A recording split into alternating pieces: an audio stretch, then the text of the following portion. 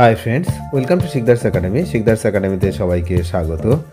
এই ভিডিওতে আমরা শিক্ষকদের টেট পাস বাধ্যতামূলক সেই সম্পর্কে লাস্ট যে আপডেট সুপ্রিম কোর্টের ওয়েবসাইটে এসছে সেই বিষয়ে আলোচনা করব। আপনারা জানেন যে এর আগে 10টি রিভিউ পিটিশন হয়েছিল, 2টি রিট পিটিশন হয়েছিল, তার মধ্যে একটি রিট পিটিশন কিন্তু এখানে আমাদের লিস্টেড হয়েছিল। তো এই মুহূর্তে আপনারা দেখতে পাচ্ছেন যে রিভিউ পিটিশনের সংখ্যা কটা আপনারা একটু দেখুন।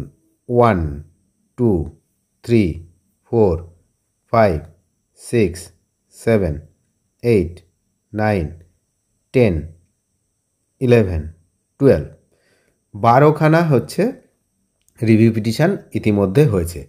সর্বতোভাবে সমস্ত রাজ্য কেউ ব্যক্তিগতভাবে রিভিউ পিটিশন করা হচ্ছে।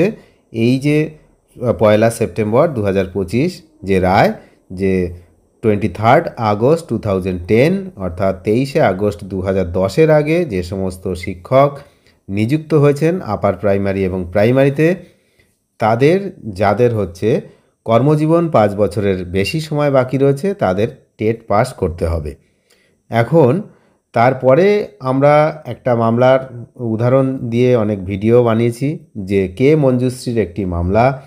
সেখানে কিন্তু বলা হয়েছিল সুপ্রিম কোর্টের একটি রায় যে খেলা শুরু হয়ে যাওয়ার পর বা শেষ হয়ে গেলেও তারপরে কিন্তু আর নিয়ম পরিবর্তন করা যায় না, যা নিয়ম সেটা শুরুর আগেই নির্ধারিত করা হয়। এখন সরকারি নোটিফিকেশন জারি হওয়ার পর শিক্ষক নিয়োগ হয়ে গেছে, তারপরে নিয়ম পরিবর্তন করা যায় না, এটা সুপ্রিম কোর্টেরই রায়। তো এখন সেই সমস্ত তথ্যগুলোকে হাতিয়ার করে একাধিক রিভিউ পিটিশন হয়েছে।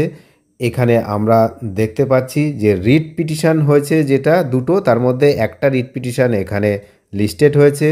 এবং আজকে সবচেয়ে গুরুত্বপূর্ণ বিষয় সেটা হচ্ছে আজ একটি মডিফিকেশান অ্যাপ্লিকেশান হয়েছে। মডিফিকেশান অ্যাপ্লিকেশান হয়েছে আজ, এটাই হচ্ছে নতুন।